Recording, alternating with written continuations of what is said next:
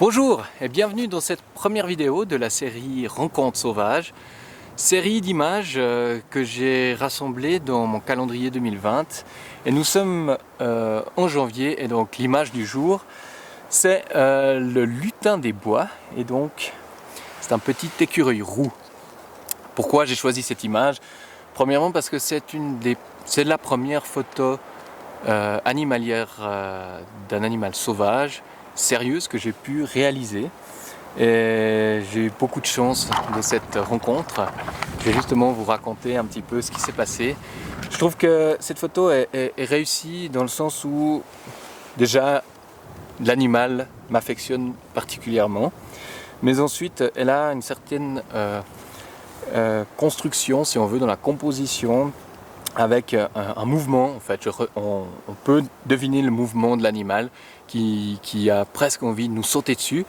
Une curiosité indéniable dans son regard, qu'on peut vraiment voir ici, avec sa petite truffe remplie, son petit minoir rempli de neige très légère, donc c'est de la poudre qu'il avait emporté avec lui dans les branchages.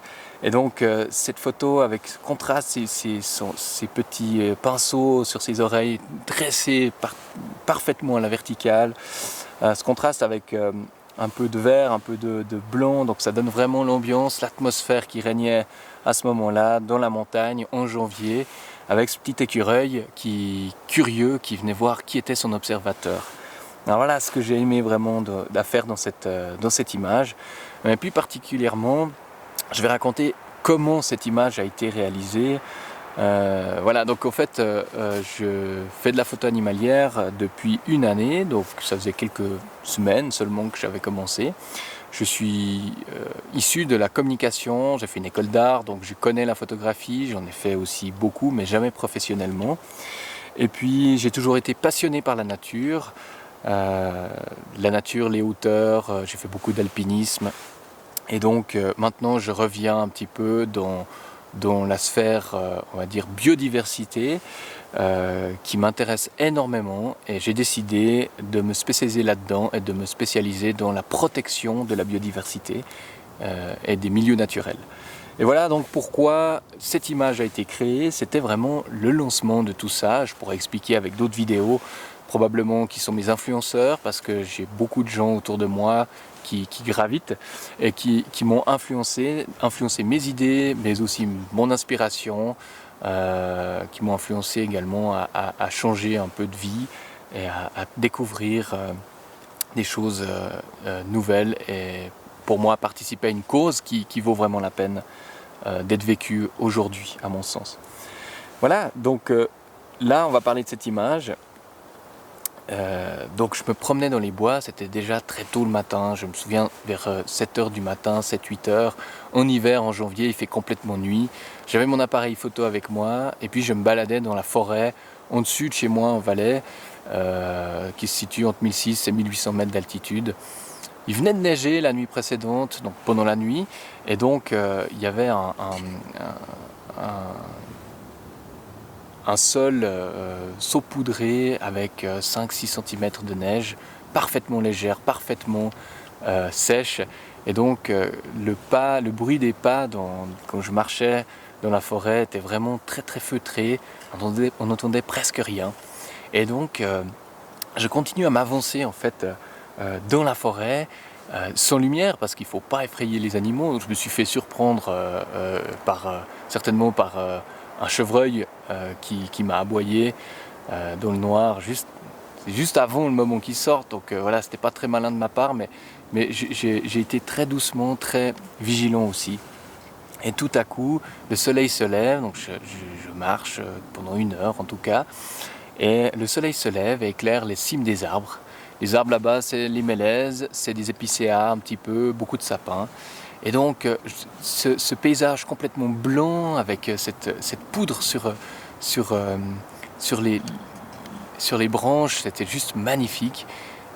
Et donc je m'agenouille et j'écoute. J'écoute la nature et ça c'est une chose que je conseille à tout le monde de faire, d'écouter la nature en se promenant dans la nature justement. Et donc je m'arrête et j'écoute. et puis j'entends des espèces de gloussements, des petits grognements. C'était pas un animal, il y en avait plusieurs. Et donc je n'avais pas encore très bien étudié les écureuils, je ne connaissais pas. J'allais pas là pour les écureuils, en fait, j'allais là, surtout dans la forêt, dans la nature, pour faire une rencontre. Et dans l'espoir de faire une photographie. C'était vraiment ça, ma motivation. Et donc, j'entends ces petits gloussements, je regarde dans les arbres et j'aperçois justement 3 petits écureuils qui mangeaient leur cône juste à la lueur du soleil qui les éclairait, juste en dessus. Puis à mesure que le soleil montait en fait, donc il montait dans le ciel, il éclairait de plus en plus bas en fait dans les arbres. Et donc les écureuils descendaient en suivant un petit peu la lumière du soleil. Ah voilà un petit coup de vent. Et donc j'essaye d'identifier leur prochaine branche, leur prochaine destination. Et donc, ce qui n'est pas évident avec un écureuil, parce que les écureuils ont des comportements, ce qu'on appelle erratiques, c'est-à-dire qu'ils vont dans tous les sens, d'arbre en arbre, de branche en branche, parfois en se souciant de ce qu'il y a au sol, parfois pas. Et donc moi, en tant qu'observateur, très amateur, à l'époque, je ne connaissais absolument rien dans cet animal, j'avais le sentiment d'être un peu perdu, donc il me baladait un peu d'un arbre à l'autre, etc. Et donc j'essayais de ne pas trop bouger et d'observer. Donc j'ai observé pendant en tout cas une vingtaine de minutes, jusqu'au moment où j'ai pu voir qu'il se dirigeait vers une direction. Et donc j'ai suivi cette direction, j'ai essayé de les contourner pour m'asseoir, enfin m'agenouiller au pied d'un sapin qui était à une distance idéale pour la photographie. Je pense qu'il était à une dizaine de mètres, 8-10 mètres.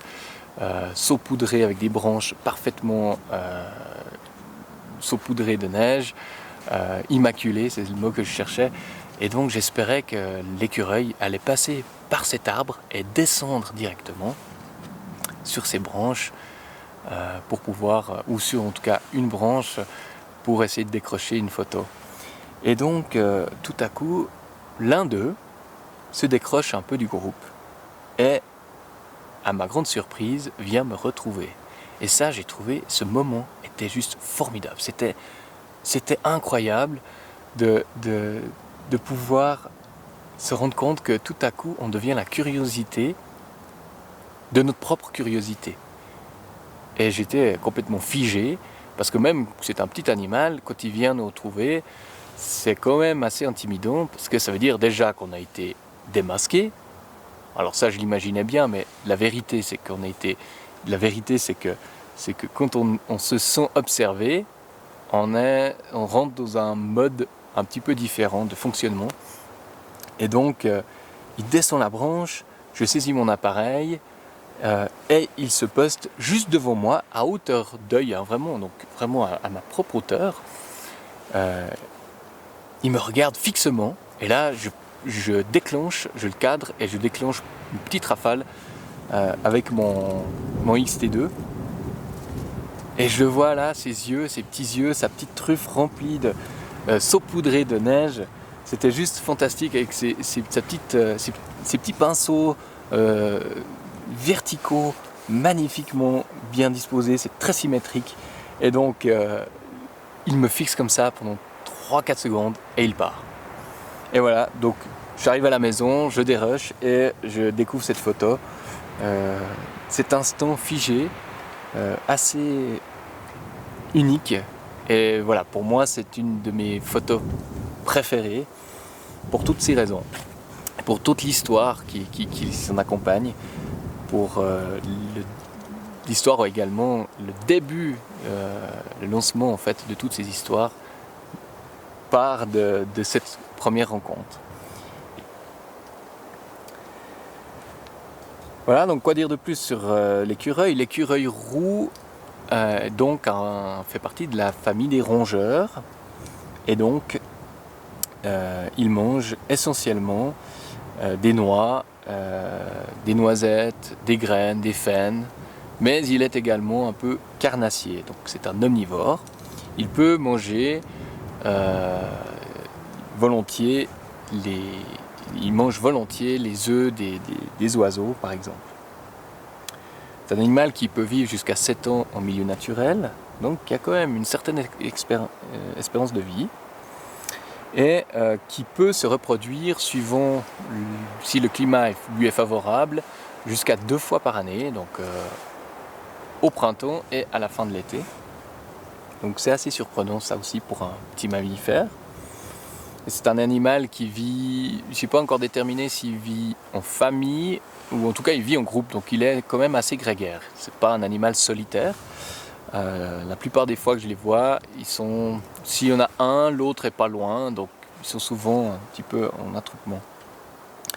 Ils vivent dans des nids qu'ils construisent eux-mêmes, en hauteur, dans un sapin, entre 5 mètres et 10 mètres de haut. C'est des nids qui auront la particularité d'être conçus comme un cocon, avec une ouverture au-dessous, et à l'intérieur, ils tapissent de la mousse pour créer ce côté, pour améliorer le confort si on veut, et créer un petit côté cocooning. Alors pourquoi il est fermé? Parce que premièrement, les prédateurs principaux des écureuils sont les martres, qui sont tout autant agiles que lui dans les arbres, et donc ils peuvent les attraper sans trop de problèmes. Et donc il faut avoir une petite ouverture qu'on peut surveiller, c'est pour ça que son cocon est fermé, sauf dessous. Une autre chose qu'on peut dire, c'est que l'écureuil, on peut l'observer plusieurs fois par jour, toute l'année, dans n'importe quelle forêt, mais j'ai remarqué quand même qu'on en voyait plus en altitude, c'est-à-dire dans les forêts de conifères, aux alentours de 1500 mètres, comme ça. En tout cas, il n'y a pas une fois où je sors en forêt, en nature, que je n'aperçois pas. C'est peut-être mon animal totem, je ne sais pas, mais en tout cas, j'en vois à chaque fois quasiment dans ces altitudes et dans ces types de forêts. Alors on les voit les 3 premières heures de la journée et puis en général les 3 dernières heures de la journée également. Et là, quoi dire de plus? L'écureuil est connu pour être pour ses caches en fait. Donc toute l'année, il conçoit des réserves de nourriture qu'il va cacher dans la terre, sous terre, pour pouvoir les retrouver lors des périodes un petit peu plus difficiles, l'hiver, etc. Et donc, chaque écureuil a environ 1000 caches. Donc, c'est des caches qu'il trouve complètement, à ce que j'ai lu, par hasard. Et ils en ont environ 1000 et ils en retrouvent environ 10%. Donc, sur 1000, ils en retrouvent 100. Ce qui veut dire qu'il y a 900 caches qui restent introuvées. Et donc, des petits trésors pour la nature qui se cachent dans le sol. Et là, c'est pour ça que l'écureuil est aussi important pour la nature, parce qu'il contribue au renouvellement des forêts et à la plantation des arbres, de certains arbres, à la dissémination en fait, des différentes graines dans l'environnement, et donc ça contribue au renouvellement des forêts. Donc, voilà, donc je suis très content très heureux de vous avoir partagé cette histoire.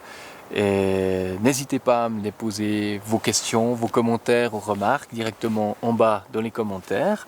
D'en parler autour de vous, ça ferait plaisir aussi de pouvoir partager ce travail que je fais dans la nature et de voir qu'il porte ses fruits. Observez la nature quand vous allez vous promener avec votre famille, avec vos amis. Prenez le temps, 15 minutes, de vous asseoir dans un lieu où vous ressentez une énergie un petit peu de calme. Et puis, particulièrement le matin ou en fin de journée, et puis vous écoutez simplement la nature. Elle viendra à vous, elle saura vous parler, et ça c'est juste fantastique.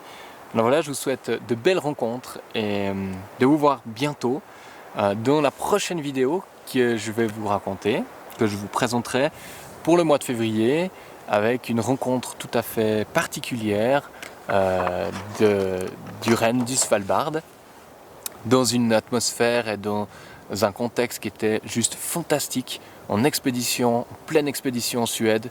On était pris dans une tempête avec mon coéquipier, et là j'ai eu toute une histoire, un peu de vidéos, des images à vous montrer, et je me réjouis beaucoup de partager ça avec vous. Là, j'espère que vous avez eu du plaisir, et je vous souhaite une bonne journée, et à très bientôt. Ciao ciao.